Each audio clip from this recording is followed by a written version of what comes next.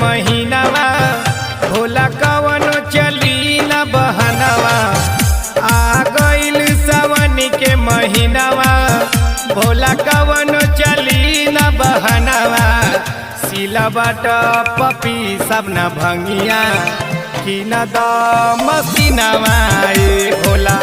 सिलबट पपी सब न भंगिया कि न द मसीनावा ए भोला। आ गइल सावन के महीनावा भोला कवनो चली न बहनवा। आ गइल सावन के महीनावा भोला कवनो चली न बहनवा।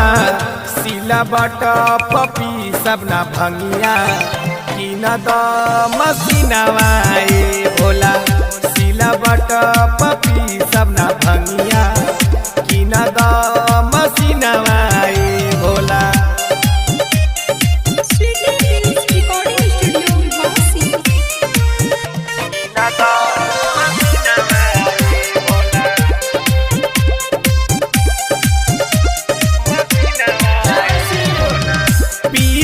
पीसत भांग हमर दुखेला कलाई।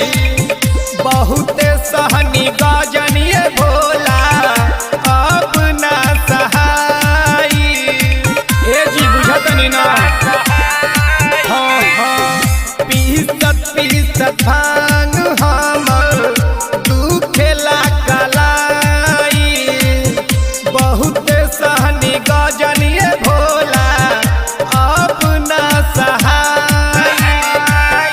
जातनी नैहर हम तो रहब ना एक दिनवा ए भोला।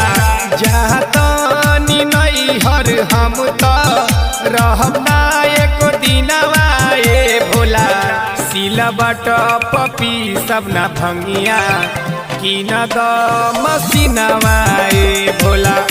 सिलबट पपी सब न भंगिया कि न द मसीनावा ए भोला।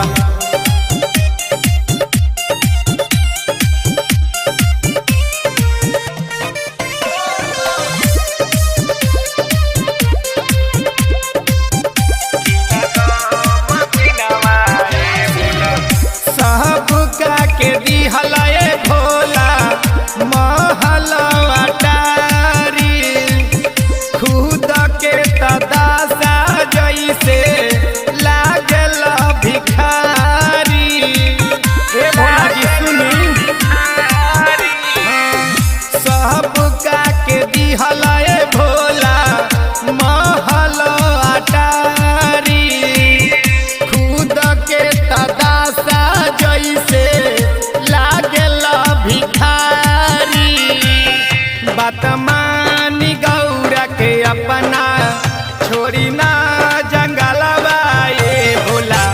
बात मानी गौरा के अपना छोड़ी ना जंगलवा ए भोला।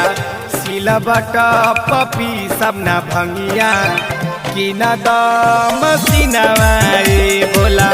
सिलबट पपी सब न भंगिया कि न द मसीनावा ए भोला। बुझतनी जी।